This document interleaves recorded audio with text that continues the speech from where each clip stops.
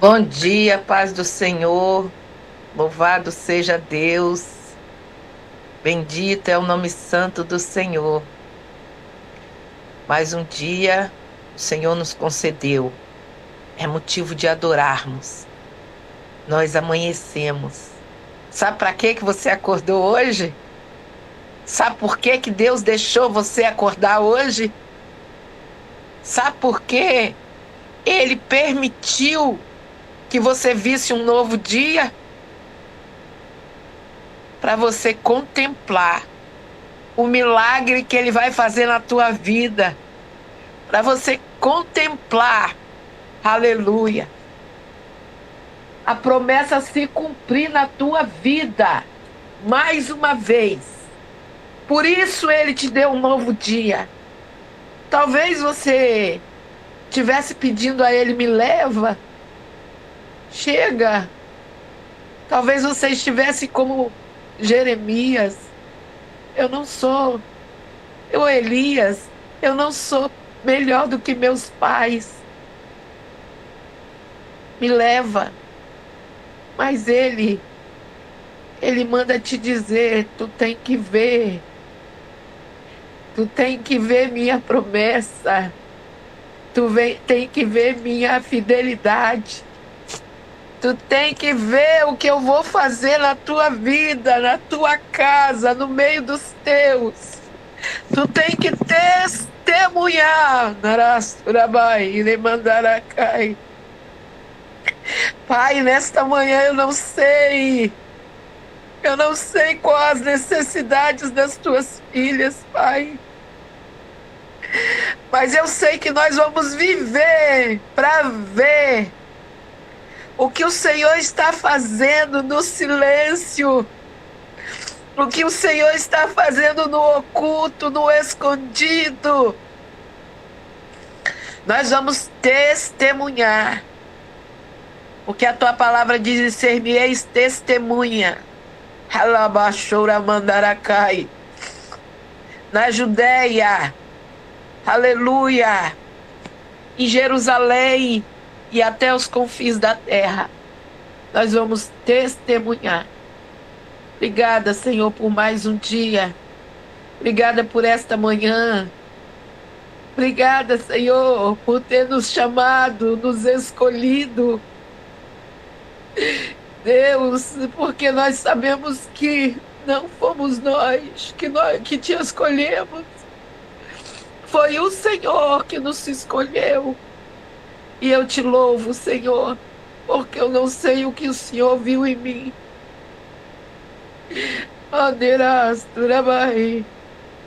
Como eu digo, Pai, acho que o Senhor viu um ser tão sem nada, tão vazio, tão desprovido, que o Senhor disse: vou dar alguma coisa para ela. E por isso o Senhor me escolheu. Eu te louvo, Pai, porque tudo que tenho é teu, tudo que sou veio de ti, Pai. Tudo, nada é meu, nada, Pai. E eu te louvo, Senhor, porque o Senhor tem nos confiado coisas grandes, coisas firmes, que vão durar até a eternidade, coisas que não podem ser corrompidas, corroídas, destruídas, desfeitas. O Senhor tem nos dado coisas firmes, Pai, e eu te louvo nesta manhã. Abre cada dia mais o nosso entendimento, o nosso intelecto, Pai. Senhor, alarga as cordas da nossa tenda, nos expande a mente, o coração. Deus, nos dá consciência de quem nós somos em Ti, porque nós não somos nada, mas em Ti, Senhor, nós podemos todas as coisas, nós vencemos todas as guerras. Oh, Senhor, e a maior prova disso foi Cristo. Porque quando ele diz, Pai, se possível for, passa de mim esse cálice. Era a humanidade de Jesus dizendo, eu não vou conseguir. Era a natureza humana dizendo, eu não vou conseguir vencer tanta dor, tanta luta, tanta prova. Mas ele venceu. Ele venceu. Porque em ti nós somos mais do que vencedoras. Porque em ti nós saltaremos muralhas. Porque em ti nós alcançaremos lugares mais altos, Pai. Aleluia. E nesta manhã nós te louvamos, Senhor. Porque nós sabemos que de nossas forças não conseguimos. Quantas vezes, Pai, parece que estamos no fundo do poço. Parece que não há saída. Eu imagino Jeremias atolado naquela lama, no fundo daquele poço, acreditando que não haveria mais solução para ele. Eu imagino José no fundo daquele poço. E quantas vezes nós estamos lá, Pai, clamando por um socorro, clamando por ajuda, por providência, por uma mão estendida, Senhor. E o Senhor virá. O Senhor virá, o Senhor virá. O Senhor virá em meu socorro, em nosso socorro, o Senhor virá. Ah, Deus. Alabaxoramandarai. Aumenta a fé, a esperança, a certeza nesta manhã de que contigo, Pai, nós somos mais do que vencedoras, Senhor. Fala conosco através da Tua palavra. Nos ensina a Tua vontade. Nos ensina a ser fiel, Pai. Que apesar das circunstâncias, eu seja fiel. Elas sejam fiéis. Que apesar das diversidades, dificuldades, divergências, nós estejamos de pé para dizer que o nosso Redentor vive e em breve se levantará. E quando e quando ele se levantar,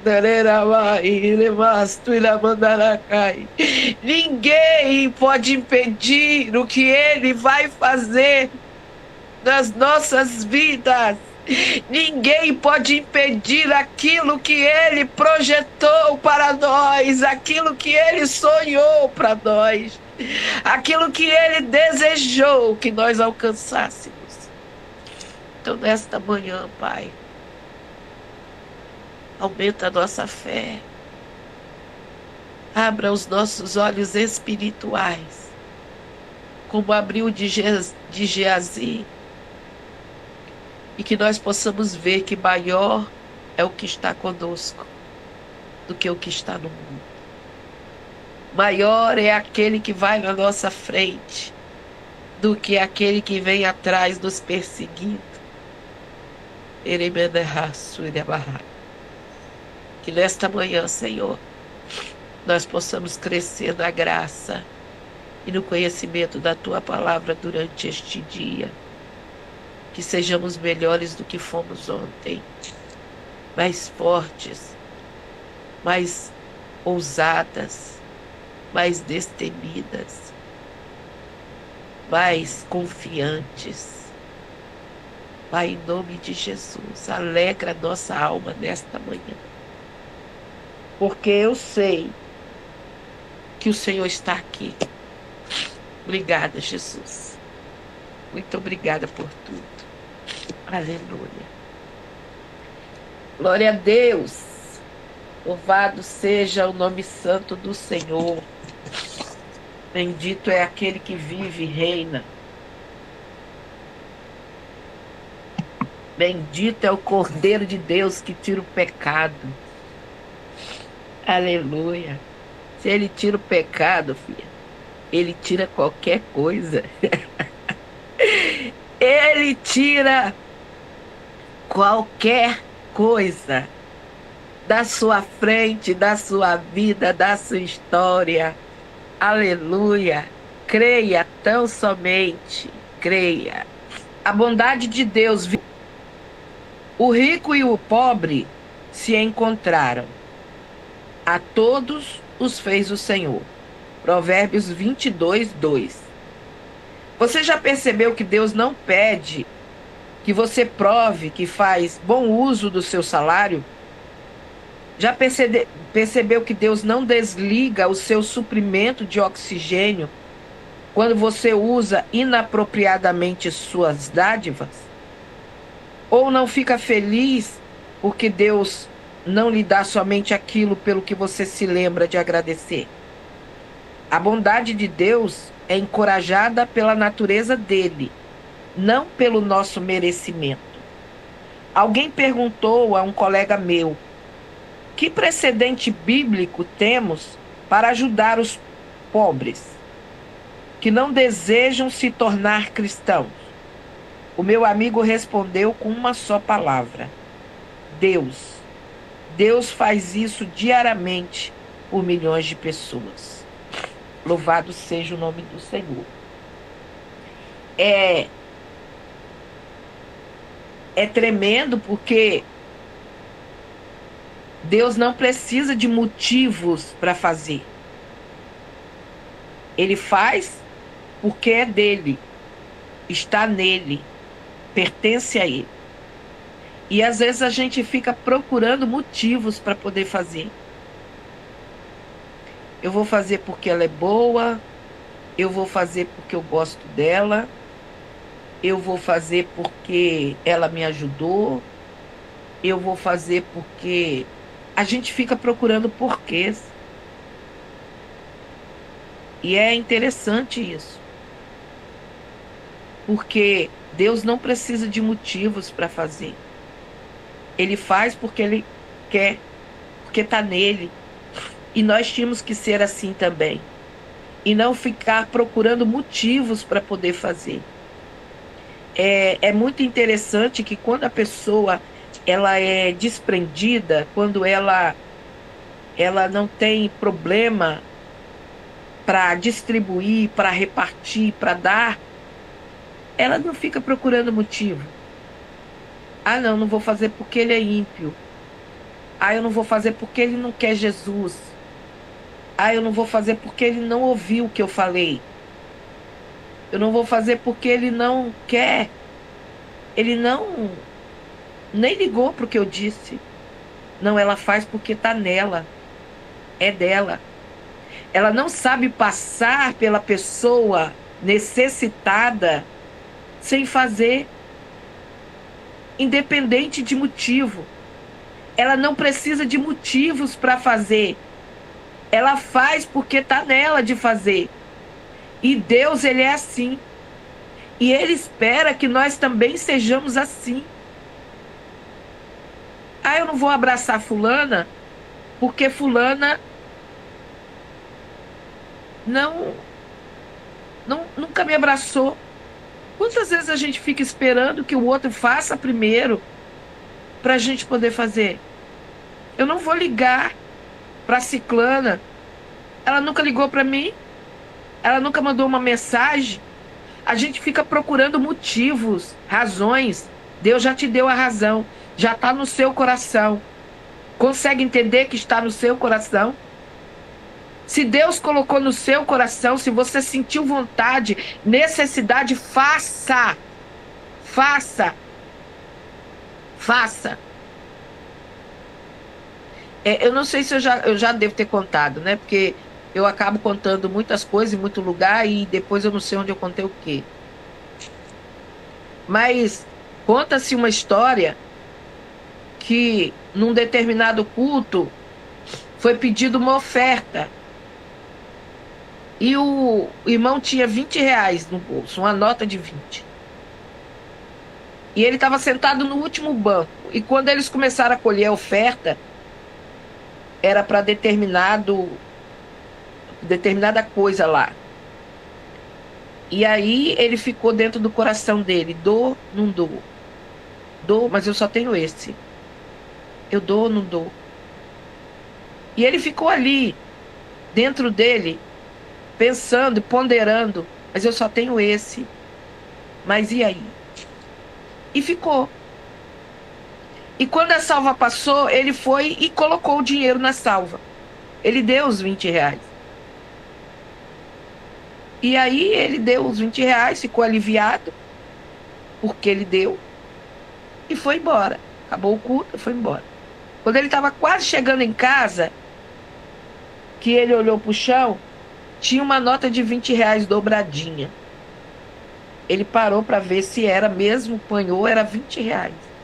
Ele disse: glória a Deus, eu dei meus 20 e continuo com 20. E foi embora para casa, feliz da vida. No outro culto, Deus usou uma pessoa que não sabia de nada. E eu creio que Deus nem revelou o que era, porque muitas vezes Deus faz assim. E essa pessoa chegou perto dele e disse para ele: Deus manda te dizer que não precisa de esmola.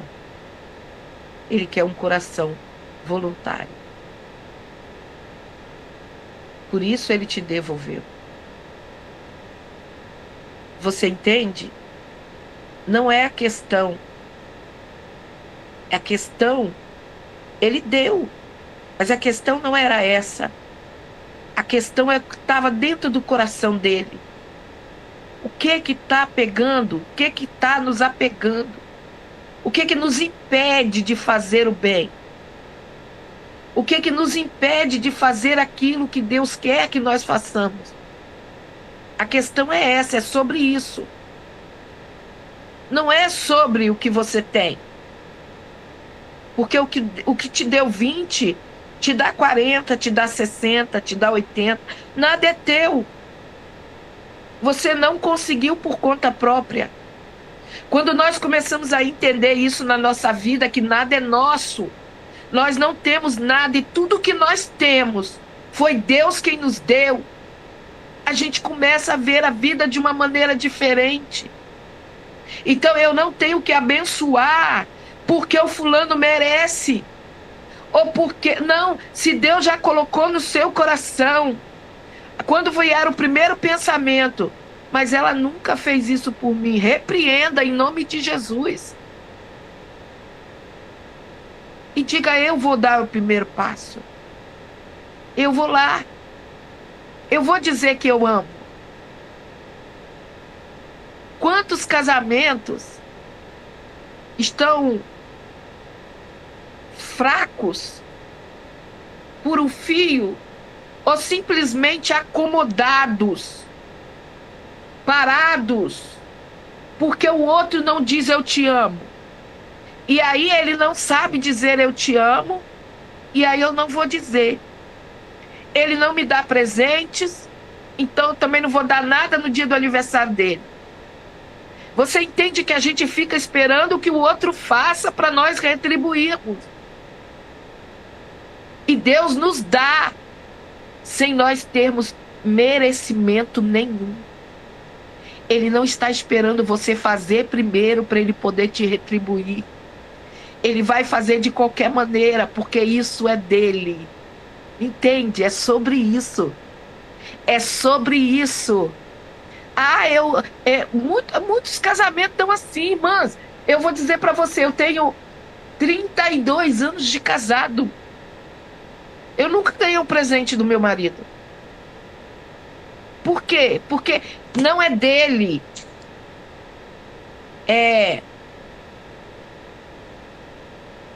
Não é da natureza dele. Não está nele. Eu custei para entender isso, mas eu entendi. O modo dele demonstrar amor é outro. É outro totalmente diferente. Não é me dando nada. O modo dele demonstrar amor é fazendo alguma coisa por mim. É me ajudando. É não me sobrecarregando. Então, às vezes, a gente não faz porque o outro não é assim. Mas faça a sua parte. Se Deus já colocou no seu coração de fazer, faça.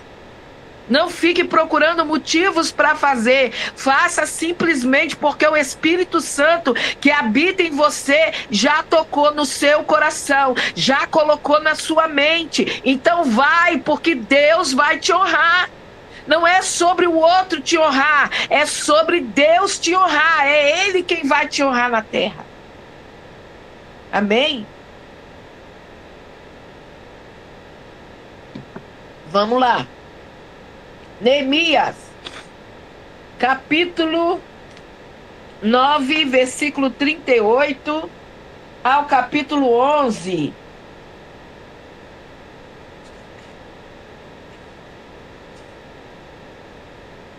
Eu ouço muitas pessoas dizerem assim: ah, eu não senti de Deus. Como não sentiu? Se aquilo já veio na sua mente, no seu coração. Você espera o quê? Ouvir uma voz de céu dizendo assim: faça porque eu mandei. Deus já colocou no seu coração. Ou você acha que o inimigo colocaria no seu coração para você fazer alguma coisa boa? Sério? Você acredita nisso? Não acredito. Não acredito que você acredita nisso. Vamos lá.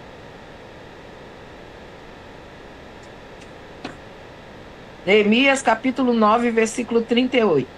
E com tudo isso fizemos um firme concerto, e os escrevemos, e selaram-nos os nossos príncipes, os nossos levitas e os nossos sacerdotes. Deixa eu dar uma olhada aqui na minha Bíblia. E os que selaram foram Neemias, aí vem um monte de nome. Aqueles nomes que vocês adoram, estão cogitando em colocar nos seus filhos, nos seus netos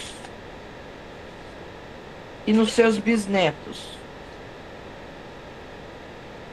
Vão recomendar para os teus filhos que coloquem esses nomes lindos, bíblicos. No capítulo 9, eles fizeram a confissão do pecado, né? Gente, confessar pecado é tudo de bom, abre todas as portas. E aí eles confessaram o pecado, né? Arrependeram-se e confessaram os pecados. Então vamos lá. E com tudo isso fizemos um firme concerto e o escrevemos e selaram-no os nossos príncipes, os nossos levitas e os nossos sacerdotes. Os nomes dos que selaram o concerto. E os que selaram foram Neemias, o Tisata, filho de Acalias e Zedequias, Seraías, Azarias, Jeremias, Passua, Amarias, Malquias, Atos, Sebanias, Maluque, Arim, Meremote, Obadias, Daniel, Gineton, Baruque, Mesulão, Abias, Miamim, Maceias, Bilgai, Semaías, estes foram sacerdotes. E os levitas, Jesua, filho de Azanias, Binui, dos filhos de Enadade, Cadmiel e seus irmãos, Sebanias, Odias, Quelita, Pelaias e Anã. Vou ligar o vento, senão eu vou derreter.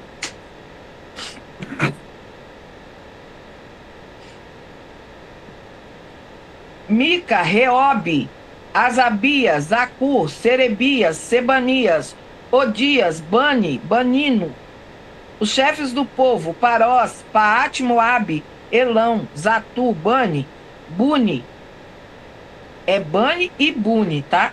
Buni, Asgade, Bebai. Bebai.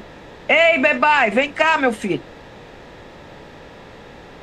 Adonias, Bigvai, Adim, Até, Ezequias, Azul, Odias, Assum, Bezai, Arife, Anatote, Nebai, Magpias, Mesulão, Ezi, Mesesabel, Zadok, Jadua, Pelatias, Anã, Anaías, Oséias, Ananias, Azube, Aloés, Pilear, Sobeque, Reum, Raz, Raza, Razabina, Maacéias, Aías, Anã, Anã, Hanã e Anã, Maluque, Harim e Baaná.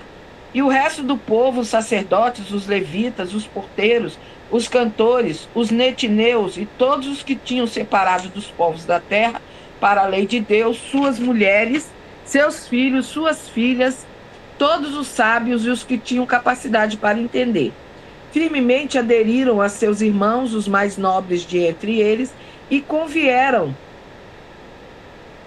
num anátema e num juramento de que andariam na lei de Deus, que foi dada pelo ministério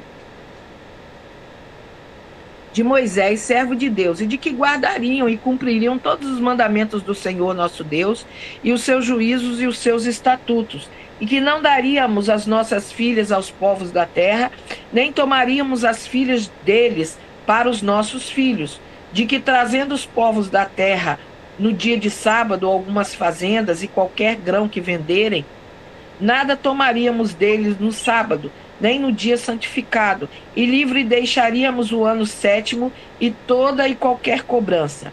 Também nós nos pusemos preceitos, impondo-nos cada ano a terça parte de um ciclo para o ministério da casa do nosso Deus, para os pães da proposição e para a contínua oferta de manjares, e para o contínuo holocausto dos sábados, das luas novas, e para as festas solenes, e para as coisas sagradas, e para os sacrifícios pelo pecado, para reconciliar a Israel e para toda a obra da casa do nosso Deus. Também lançamos as sortes entre os sacerdotes, levitas e o povo acerca da oferta da lenha que se havia de trazer à casa do nosso Deus, segundo as casas de nossos pais, a tempos determinados, de ano em ano, para se queimar sobre o altar do Senhor, nosso Deus, como está escrito na lei. E que também traríamos as primeiras novidades da nossa terra e todos os primeiros frutos de todas as árvores, de ano em ano, à casa do Senhor. Os primogênitos dos nossos filhos e dos nosso gado, como está escrito na lei, e que os primogênitos das nossas vacas e das nossas ovelhas traríamos à casa do nosso Deus, os sacerdotes que ministram na casa do Senhor, e que as primícias da nossa massa e a nossa oferta alçada, e o fruto de toda a árvore, e o mosto e o azeite, traríamos aos sacerdotes as câmaras da casa do nosso Deus, e os dízimos da nossa terra aos levitas, e que os levitas pagariam os dízimos em todas as cidades da nossa lavoura, e que o sacerdote, filho de Arão, estaria com os levitas quando os levitas recebessem os dízimos, e que os levitas trariam os dízimos dos dízimos à casa do nosso Deus, às câmaras da casa do tesouro, porque aquelas câmaras, os filhos de Israel e os filhos de Levi devem trazer ofertas alçadas do grão, do mosto, do azeite, porquanto ali estão os utensílios dos santuários, como também os sacerdotes que ministram, e os porteiros e os cantores, e que assim não desampararíamos a casa do nosso Deus. Então eles fizeram um concerto com Deus sobre tudo aquilo que eles haviam pecado antes. Por quê? Porque foi esses pecados, essas burlações da lei, que fizeram com que eles pecassem. Fizeram com que eles sofressem o dano sobre tudo que eles tinham, né? E quando eles voltam para sua terra, depois do cativeiro, e eles reconstroem o muro e a casa, eles reconhecem onde erraram. Eles reconhecem onde falharam. Falharam em cumprir aquilo que Deus tinha determinado. E aqui é engraçado, né?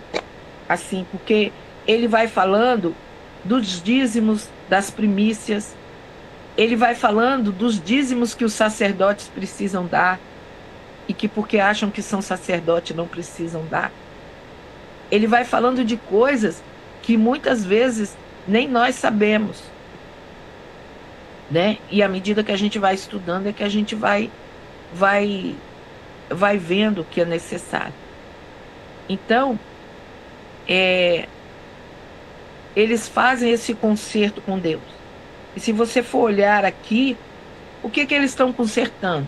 Em cumprir a lei, em fazer aquilo que tem que fazer. Não é nada sobre alguma coisa extraordinária. Não é nada sobre eu fazer aquilo que ninguém faz. Não é sobre eu ser aquilo que ninguém é. Porque hoje, infelizmente, o que a gente vê, a proclamação que a gente vê, é sobre isso. Eu quero pregar a mensagem que ninguém nunca pregou.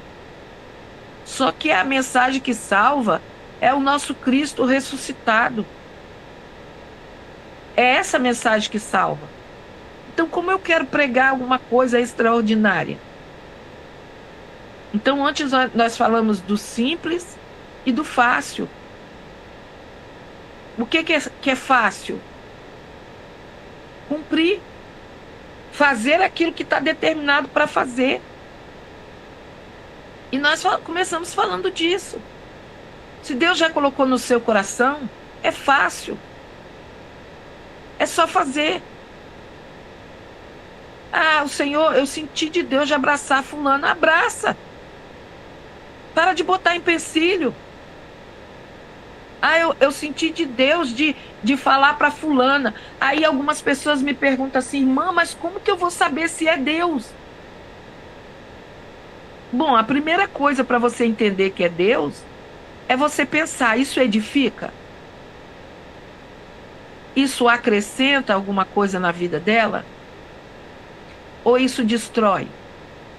Ou isso entristece? Ou isso arrasa? Então, se aquilo acrescenta, edifica, aumenta, de alguma maneira glorifica o nome do Senhor, então é Deus, filha. E se não for, ele assina embaixo. Porque nem tudo foi Deus que mandou.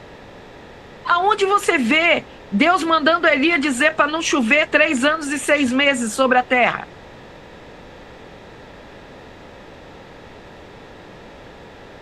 Você entende?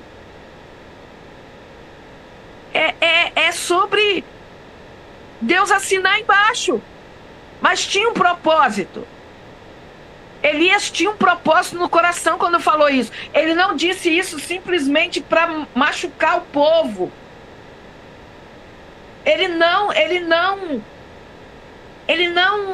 disse isso simplesmente porque ele queria se vingar do povo. Não, dentro do coração dele, que Deus vê, ele tinha um propósito. Ele queria que Acabe reconhecesse Deus através da vida dele.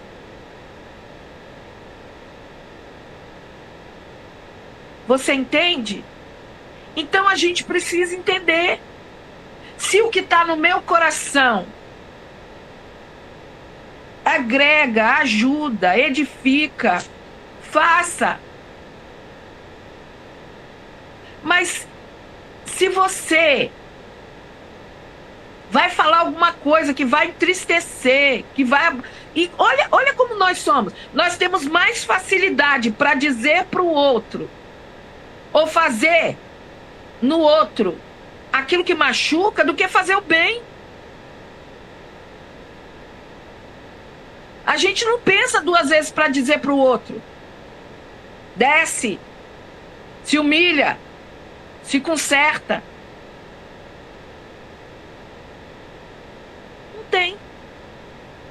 Por quê? Porque muitas vezes a gente acha que o outro tem que descer, que ele é arrogante, que ele é presunçoso, que ele é orgulhoso.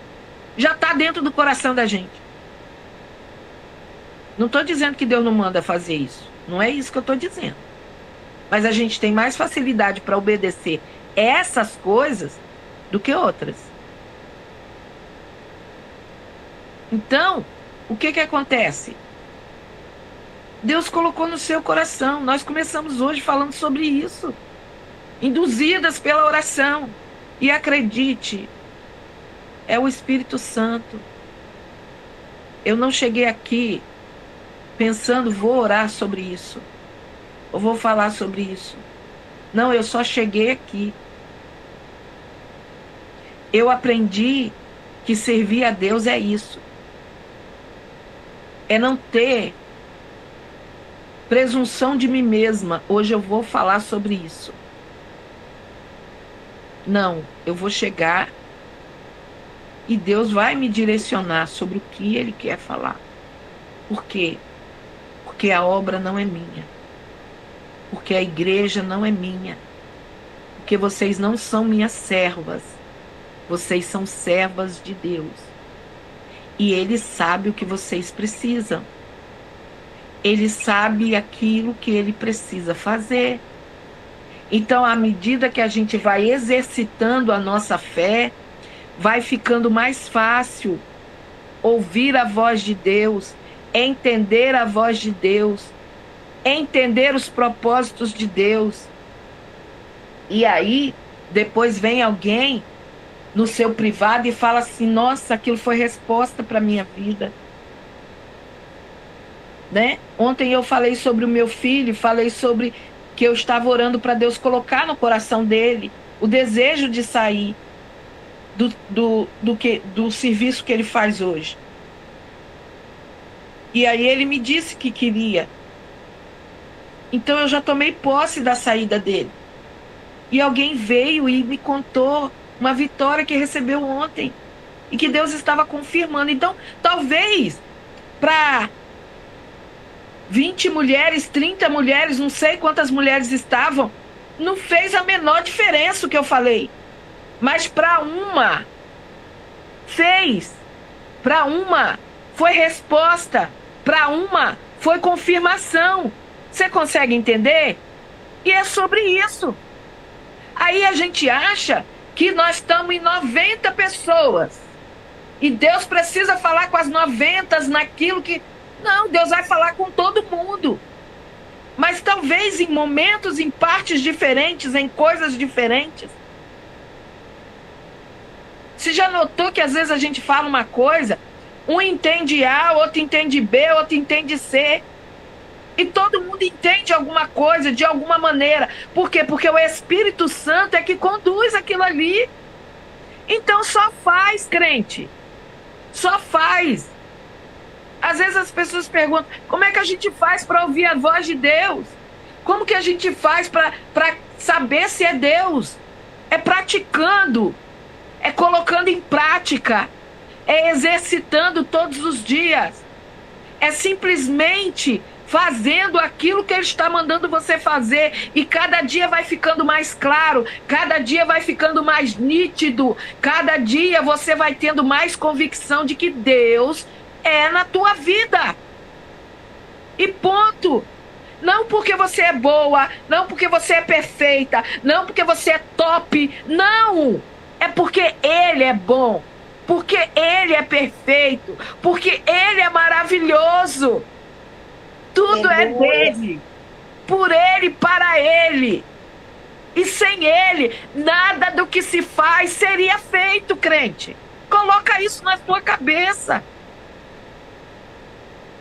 E é sobre isso. É sobre a gente entender quem nós somos em Deus. Quem você é em Deus.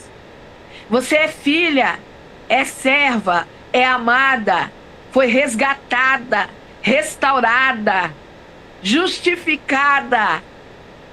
Você é a menina dos olhos de Deus.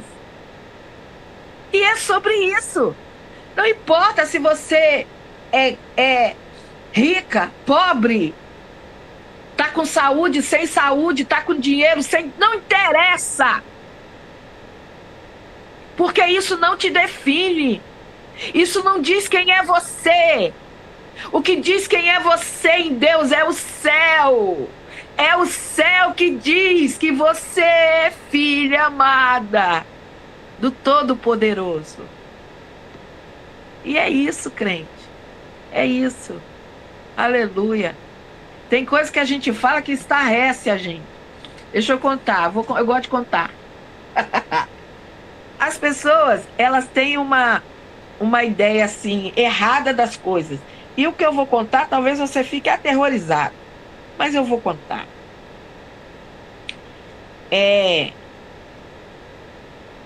A minha sogra ligou pro meu esposo e disse para ele que vinha para cá. E aí, quando ele me contou, porque ela ligou para ele, ele estava no serviço. Eu disse, você disse o quê?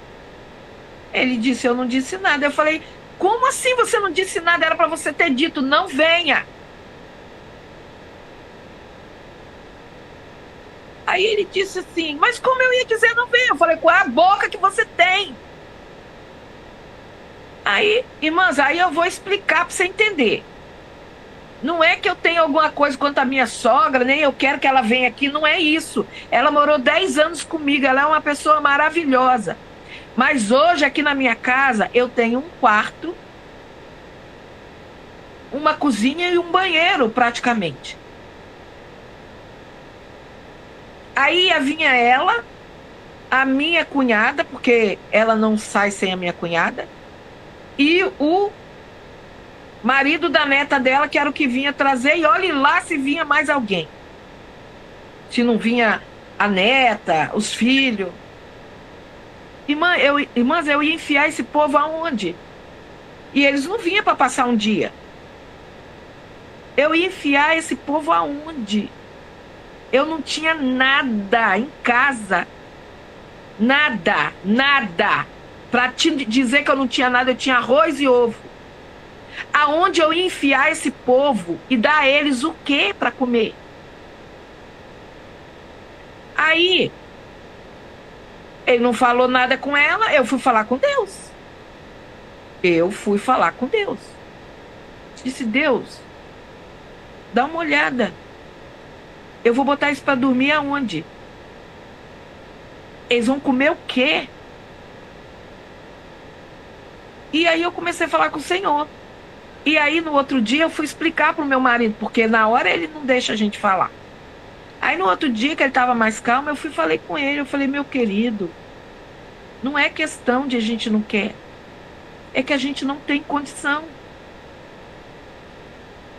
E eu disse para ele, se ela te ligar e falar que vem, você diz para ela, não, tô indo aí, não vem não, que senão a gente vai se desencontrar. E eu vou dar um jeito de você ir. E aí, irmãs, eu fui falar com Deus, né, já que ele não falou com ela. E aí, quando chegou na sexta-feira, que ela falou que vinha, que ela vinha no sábado, a minha cunhada mandou uma mensagem, que eles não iam vir mais. E eu disse, não, porque o neto dela, o esposo da neta dela, que ia trazer eles, sabe o que aconteceu com ele? O escorpião mordeu. Eu orei para Deus mandar algum escorpião morder ele? Não, eu orei para Deus não deixar eles vir. Do jeito que Deus fez, Deus fez. Eu não estou nem aí de que jeito Deus fez. Eu sei que Deus é bom em todo tempo. Você entende? E Ele ouve. Ai, irmã, mas você tem que orar e orar com fé. Orar acreditando. Porque se você ora e acha que a tua oração está parada aqui nesse teto, igual balão de gás, não tem como. Não tem como Deus fazer. Mas não, eu já visualizo, quando eu estou orando, eu já visualizo Deus sentado no seu trono de glória. E a minha oração subindo igual uma fumacinha assim, ó, diante dele. Chega aqui, ó, debaixo do nariz dele. E entra. Ah, irmã, você. Não, irmãs. Não. Não é sobre o que acontece, é sobre o que você está pedindo a Deus e o que está no seu coração. O que estava no meu coração não era eles não virem, era que eu não tinha o melhor para oferecer. Eu não tinha. Eu não tenho. Então eu não quero que eles venham. Por quê? Porque eu não tenho o melhor para oferecer. É sobre isso, crente. Então Deus, ele olha para a motivação do nosso coração. Ele olha para dentro de nós e vê a intenção, e ele faz. Então Elias orou e por 3 anos e 6 meses não choveu na terra. Como que Deus abençoa uma oração dessa? Se o povo vai sofrer. Ei, a intenção do coração de Elias era motivar o reino a entender que Deus tinha um profeta na terra e que eles precisavam ouvir aquilo que vinha dos lábios do profeta. Você consegue entender o que eu estou dizendo? É sobre isso, crente. É sobre isso. É sobre Deus entender você. Não é sobre o que as pessoas entendem, ou o que as pessoas acham, ou o que as pessoas acreditam. Você consegue entender? Eu não quero que ninguém venha na minha casa para sair falando mal, ou para dizer que eu escondi alguma coisa, ou para dizer que eu retive alguma coisa, sendo que a gente às vezes nem tem para dar. Não tem, porque eu e meu marido, se tiver arroz, a gente come arroz puro. Agora, se tiver mais um, se tiver mais 2, eu faço o quê? É sobre isso. Consegue entender? Então, porque eu não vou me escandalizar se tiver só arroz. Mas será que você não se escandalizaria? Será que você não diria assim: nossa, como pode? Nossa, como que a pessoa vive? Não. Talvez você se escandalizaria. E eu não quero servir de escândalo para ninguém. Entende? Então Deus, ele vê a motivação do coração. E o que eu estou contando aqui? Estou contando miséria? Não. Estou contando que Deus ouve a oração do justo. Deus ouve a sua oração. Seja sincero diante de Deus. Seja franca, seja honesta. Tenha boas motivações para entrar em oração diante do Todo-Poderoso, porque Ele vai ter prazer em te ouvir e em te abençoar. Vamos lá. A relação dos que habitaram em Jerusalém. E os príncipes do povo habitaram em Jerusalém, mas o resto do povo lançou sortes para tirar 1 de 10 para que habitasse na santa cidade de Jerusalém, e as 9 partes nas outras cidades. E o povo bendisse a todos os homens que voluntariamente se ofereciam para habitar em Jerusalém. E estes são os chefes da província que habitaram em Jerusalém. Porém, nas cidades de Judá, habitou cada um na sua possessão, nas suas cidades, a saber, Israel, os sacerdotes, os levitas e os netineus e os filhos dos servos de Salomão. Habitaram, pois, em Jerusalém alguns dos filhos de Judá e dos filhos de Benjamim, dos filhos de Judá, Ataías, filho de Uzias, filho de Zacarias, filho de Amarias, filho de Cefatias, filho de Maalalel, dos filhos de Pérez. E Maacéias, filho de Baruque, filho de Col-Ozé, filho de Asaías, filho de Adaías, filho de Joiaribe, filho de Zacarias, filho de Silonita. E todos os filhos de Pérez, que habitavam em Jerusalém, foram 468 homens valentes. E estes são os filhos de Benjamim: Salu, filho de Mesulão, filho de Joede, filho de Pedaías, filho de Colaías, filho de Maacéias, filho de Etiel, filho de Jesaias. E depois dele, Gabai e Salai, 928. E Joel, filho de Zicre, superintendente sobre eles, e Judá, filho de Senua, segundo sobre a cidade. Do sacerdote Gedaias, filho de Joiaribe, Jaquim, Seraías, filho de Ilquias, filho de Mesulão, filho de Zadok, filho de Meraiote, filho de Aitube, maioral da casa de Deus. E seus irmãos, que faziam a obra da casa, 822. E Adaías, filho de Jeroão, filho de Pelaias, filho de Anze, filho de Zacarias, filho de Passur, filho de Malquias. E seus irmãos, cabeças dos pais, 242. E Amazai, filho de Azarel, filho de Azai, filho de Mesilemote, filho de Imer. E os irmãos deles, varões valentes, 128, e superintendentes sobre eles, Zabdiel, filho de Gedolim. E dos levitas, Semaias, filho de Azube, filho de Azricão, filho de Azabias, filho de Buni, e Sabatai e Josabade, filho dos cabeças dos levitas, presidiam sobre a obra de fora da casa de Deus. E Matanias, filho de Mica, filho de Zabdi, filho de Asaf, o chefe, que era quem começava a dar graças na oração, e Baquebuquias, o segundo de seus irmãos. Depois Ábida, filho de Samua, filho de Galau, filho de Gedutum. Todos os levitas da santa cidade foram 284. E os porteiros Acube e Talmon com seus irmãos, e os guardas das portas, 162.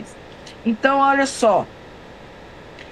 Eles tiraram sorte, por quê? Porque todo mundo queria morar em Jerusalém, né?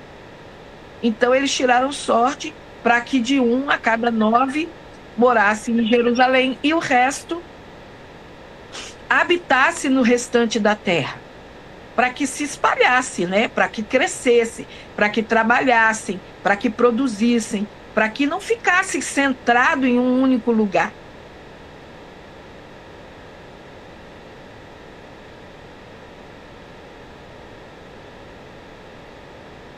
Os que habitaram nas cidades de Judá e o resto de Israel, dos sacerdotes e levitas, esteve em todas as cidades de Judá, cada um na sua herdade.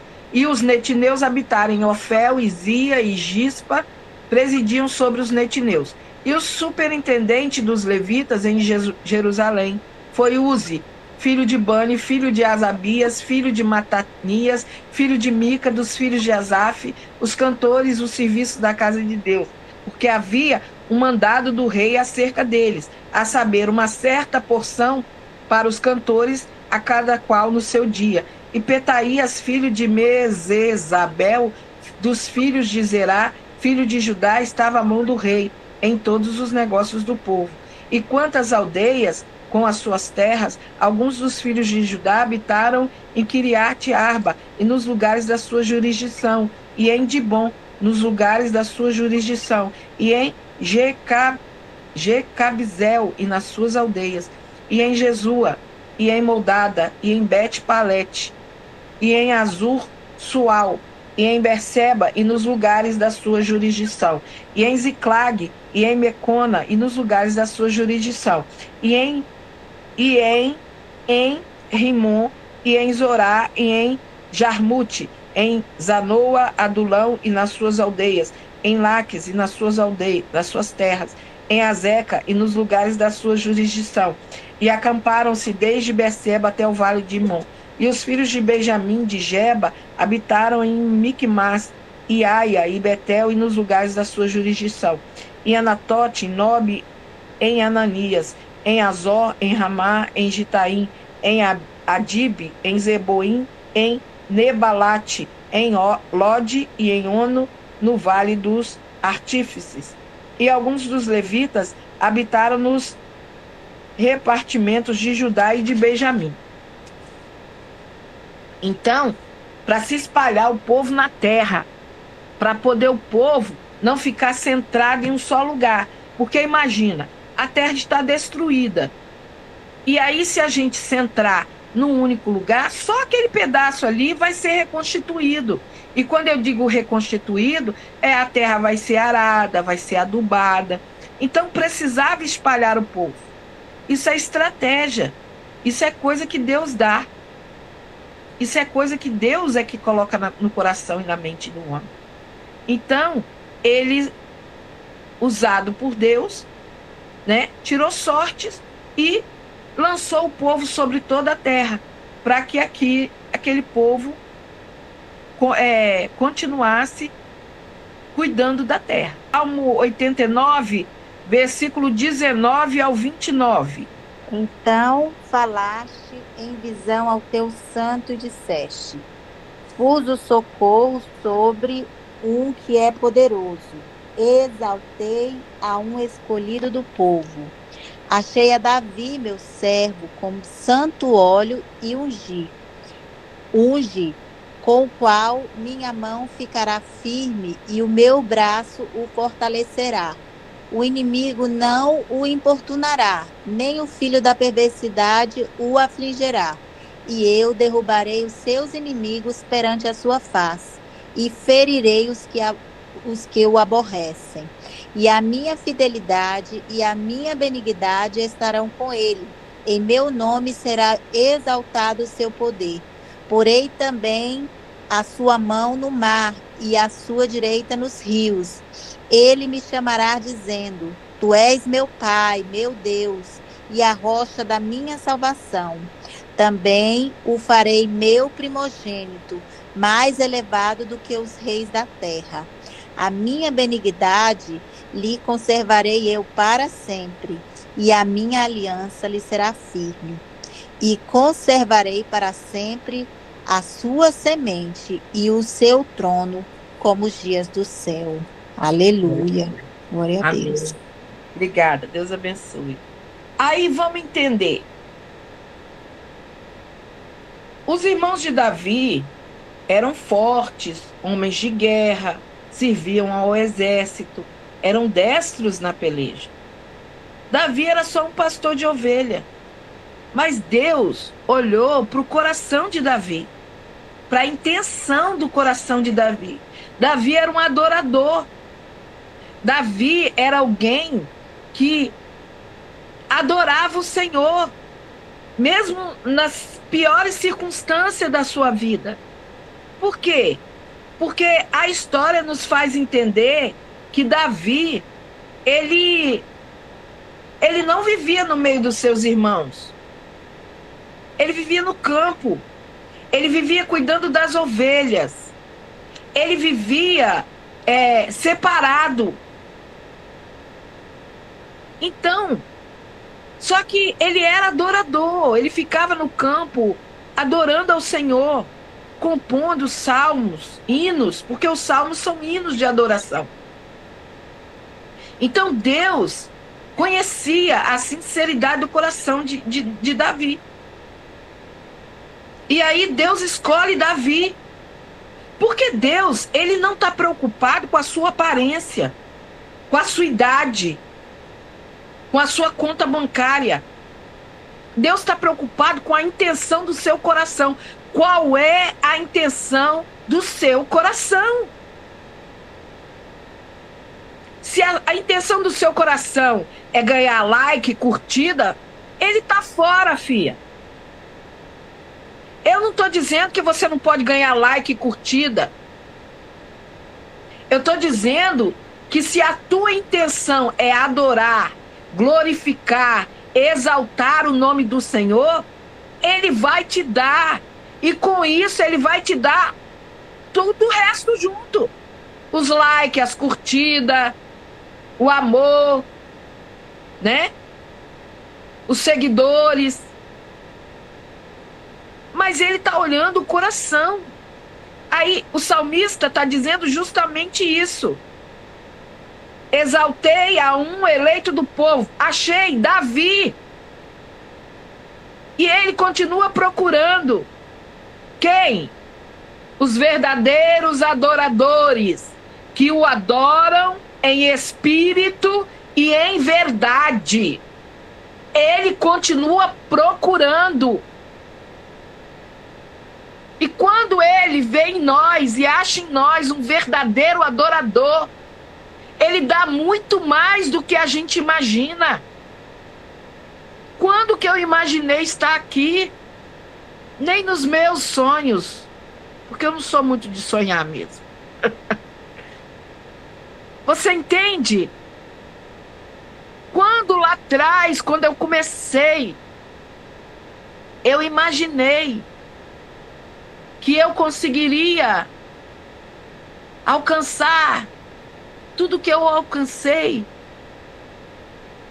receber de Deus tudo que eu recebi. Nunca, nunca. Mas não era isso que eu estava atrás. Eu estava atrás em servir ao Senhor, adorar ao Senhor, fazer da minha vida algo que valesse a pena, algo que servisse para ajudar alguém. E se eu tivesse ajudado uma única pessoa na terra, eu estaria feliz da vida. Você consegue entender? Então é sobre isso. É sobre o que nos motiva. É sobre o que nos levanta. É sobre aquilo que nos faz levantar todos os dias e prosseguir, apesar das dificuldades, apesar das situações. Então, eu sou velho, eu sou... Deus não está preocupado com isso. Não está. Ele está preocupado com a sua motivação. Moisés foi levantado por Deus porque Deus viu que ele amava o seu povo. Ele amava o seu povo. Apesar de ter sido criado no palácio, apesar de ter praticamente se tornado um egípcio, mas Deus sabia que ele amava o seu povo.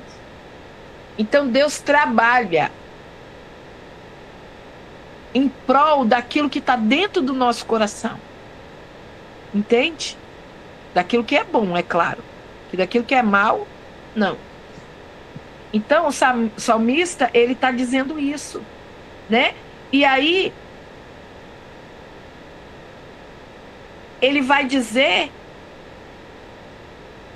a minha benignidade lhe guardarei para sempre, e o meu conserto com ele será firme. Conservarei para sempre a sua descendência e o seu trono, como os dias do céu. Então, enquanto o céu existir, o trono de Davi está confirmado. Olha que lindo! Enquanto você existir, a sua casa está firmada. Deus abençoe, Thalita. Enquanto você existir, aquilo que Deus te deu está de pé, está firme, porque Ele não se arrepende. Não se arrepende.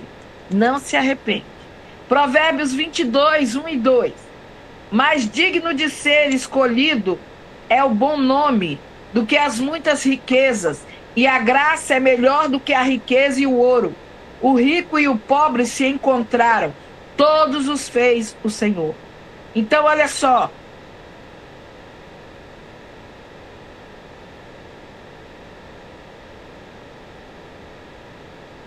Ele está comparando a riqueza, o ouro, com a graça. É melhor a graça. É melhor a graça. Mas dinheiro é bom. É. Mas a graça é melhor.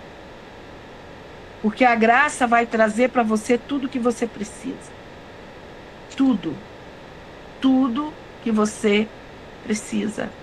Até que chegue o dia que Deus abre. Até que chegue um dia que Deus escancara na tua vida. Vamos lá? Atos 28, versículo 1 ao 31. Paulo em Malta. Havendo escapado então, souberam que a ilha se chamava Malta. Então, ontem, né, Juliana leu o restante do capítulo 27. E aí eles atracam não, né, que o navio já tinha sido destruído.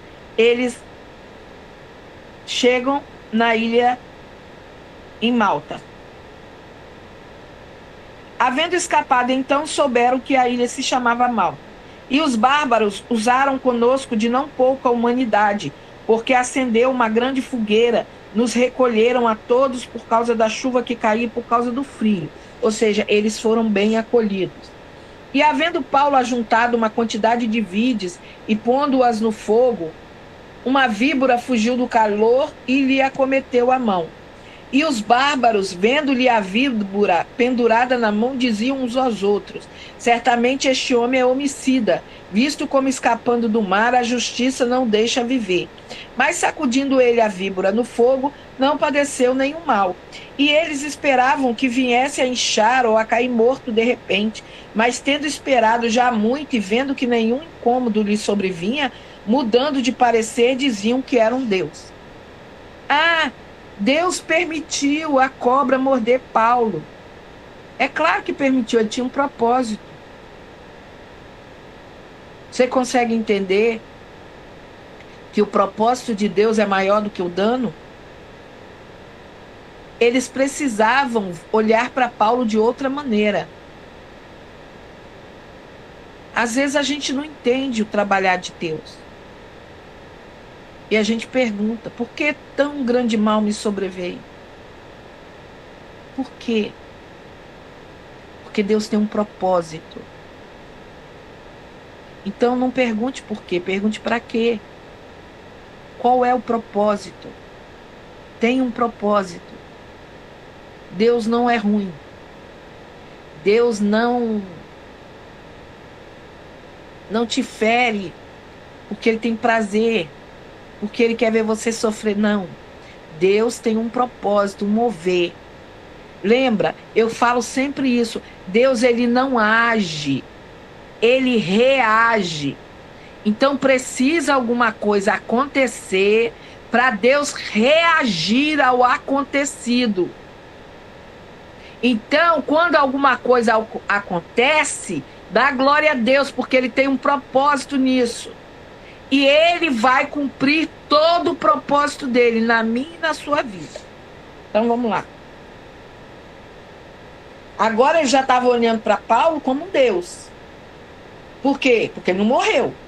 E ali próximo daquele mesmo lugar havia umas herdades que pertenciam ao principal da ilha, por nome Públio, o qual nos recebeu e hospedou benignamente por 3 dias.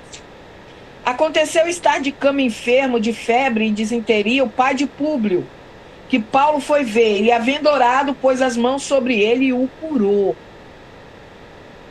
Consegue entender? Ele é levado para dentro da casa do principal da ilha, do maioral da ilha. E chegando lá, tem uma pessoa enferma. E ele vai colocar a mão e vai curar. Feito, pois, isso, vieram também ter com ele os demais que na ilha tinham enfermidades e sararam. Veio todo mundo. Porque a notícia se espalha rápido. Os quais nos distinguiram também com muitas honras. E, havendo de navegar, nos proveram das coisas necessárias. Isso moveu aquele povo para abençoar a vida deles. Consegue entender? Paulo chega a Roma e fica prisioneiro em sua própria casa durante 2 anos. 3 meses depois, partimos no navio de Alexandria, que invernara na ilha, o qual tinha por insígnia Castor e Pólux. Então, olha só, eles ficaram lá 3 meses. 3 meses sendo cuidado, sendo honrado, sendo bem tratado. Nós estamos falando de prisioneiros. Nós não estamos falando de quem vem com prestígio, quem vem com carteira, quem vem com insígnia. Não, nós estamos falando de presos que estão sendo bem tratados e honrados. Por quê? Porque entre eles tem um servo de Deus. E foi o que eu falei na segunda-feira. Por tua causa, todos os que estão no teu barco não vão se perder. Todos, Deus deu todos na tua mão. Como assim deu na minha mão?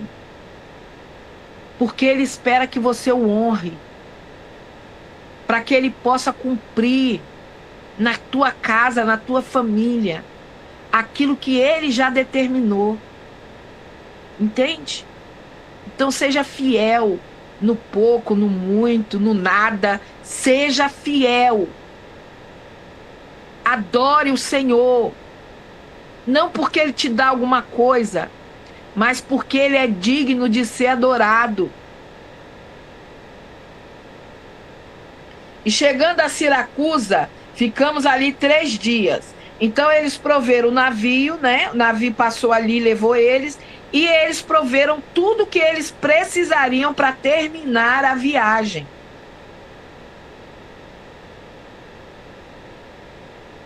Indo costeando, viemos a Régio, e soprando um dia depois um vento do sul, chegamos no segundo dia a Puteoli, onde, achando alguns irmãos, nos rogaram que por 7 dias ficássemos com eles, e depois nos dirigimos a Roma. Então, olha só. Eles podiam ter ido direto, podia. Mas Deus tinha um plano. Deus queria que o povo da ilha de Malta visse e conhecesse o Deus de Paulo. Deus tinha um plano porque queria que aquelas 276 almas se salvassem. Entende? Para de olhar só para o seu umbigo. Mas eu estou sofrendo, mas Deus tem um plano. Deus tem um plano. Já imaginou quantas almas podem ser salvas por causa desse plano? Quantas almas Deus vai alcançar por causa do plano que Ele tem na tua vida? Por causa do teu sofrimento, da tua angústia, da tua dor. Olha para Jesus. O sofrimento foi grande? Foi enorme. Foi insuportável. Mas olha nós aqui. Olha todos nós. Olha toda essa humanidade que serve a Cristo. Entende?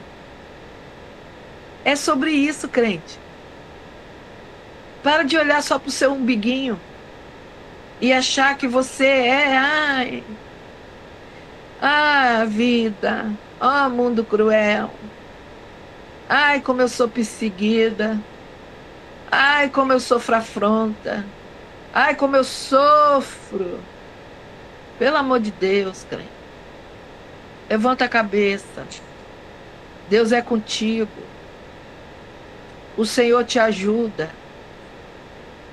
Ele não dá prova a qual tu não pode suportar.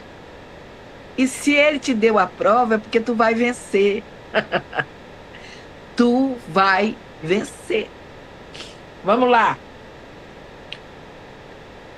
Versículo 15. E de lá, ouvindo os irmãos novas de nós, nos saíram ao encontro à praça de Ápio e as 3 vendas. E Paulo, vendo-os, deu graças a Deus e tomou ânimo. E logo que chegamos a Roma, o centurião entregou os presos ao general dos exércitos. Mas a Paulo se lhe permitiu morar por conta com o soldado que o guardava.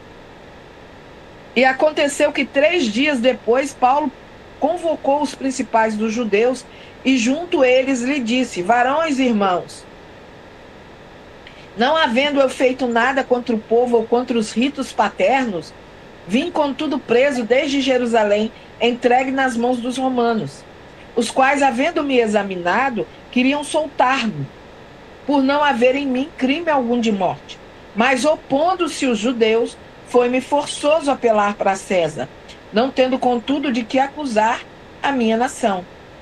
Olha só, os romanos queriam soltar Paulo. E quem não queria que Paulo fosse solto? Os judeus. E quem pediu a morte de Jesus e a soltura de Barrabás?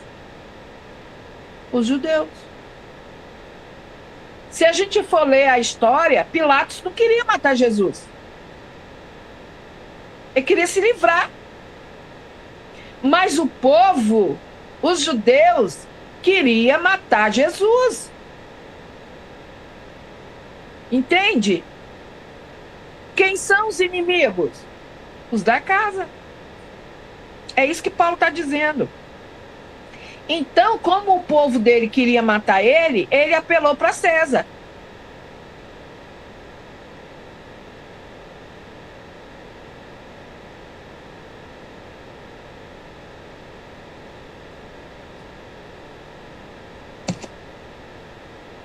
Vamos lá. Não tendo, contudo, de que acusar a minha nação, mas eu não vim aqui para acusar eles. Eu vim para pedir por minha vida. Por esta causa vos chamei, para vos ver e falar, porque pela esperança de Israel estou com esta cadeia. Então eles lhe disseram: nós não recebemos acerca de ti cartas alguma da Judéia, nem veio aqui algum dos irmãos que nos anunciasse ou dissesse de ti mal algum. No entanto, bem quiséramos ouvir de ti o que sentes, porque quanto a esta seita, notório nos é que em toda parte se fala contra ela. E havendo-lhes eles assinalado um dia, muitos foram ter com ele a pousada, os quais declarava com bom testemunho o reino de Deus, e procurava persuadi-los à fé de Jesus, tanto pela lei de Moisés como pelos profetas, desde pela manhã até a tarde. E alguns criam no que se diziam, mas outros não criam. E como ficaram entre si discordes, se despediram dizendo Paulo esta palavra: bem falou o Espírito Santo a nossos pais pelo profeta Isaías, dizendo: vai a este povo e dize: de ouvidos ouvireis e de maneira nenhuma entendereis, e vendo vereis e de maneira nenhuma percebereis, porquanto o coração deste povo está endurecido, e com os ouvidos ouviram pesadamente e fecharam os olhos, para que nunca com os olhos vejam, nem com os ouvidos ouçam, nem do coração entendam, e se convertam e eu os cure. Seja-vos, pois, notório que esta salvação de Deus é enviada aos gentios, e eles a ouvirão. E havendo ele dito isso, partiram os judeus, tendo entre si grande contenda. E Paulo ficou 2 anos inteiros na sua própria habitação que alugara, e recebia todos quanto vinham vê-lo, pregando o reino de Deus e ensinando com toda a liberdade as coisas pertencentes ao Senhor Jesus Cristo, sem impedimento algum. Você consegue entender esse sem impedimento algum? Mas eu estou preso, mas eu estou nessa situação, mas eu estou sendo perseguido pelo meu povo, mas eu estou sofrendo, sem impedimento algum. Eu vou continuar fazendo aquilo que Deus me chamou para fazer. Eu vou continuar pregando o reino. Eu vou continuar dizendo que Ele é bom. Eu vou continuar. Independente do que eu estou vendo, do que eu estou sentindo, do que eu estou passando, eu vou continuar dizendo que Ele é bom. Por quê? Porque a minha falta de alguma coisa não define quem eu sou. Eu sei quem eu era e eu sei quem eu sou. Eu sei de onde vim, eu sei para onde vou, eu sei aonde eu estou. Consegue entender isso? É sobre isso, crente. Não é sobre o que você tem, ou sobre o que você está passando, ou sobre o que está acontecendo. Não é sobre isso. É sobre quem você é em Deus e quem Deus é em você. Aleluia. Porque é muito fácil. Muitas vezes a gente fica igual os católicos. Eu tenho Jesus. Tá, você tem Jesus, Jesus te tem? Que o problema não é ter Jesus. O problema é saber se Jesus te tem. Jesus te tem, então tá tudo certo.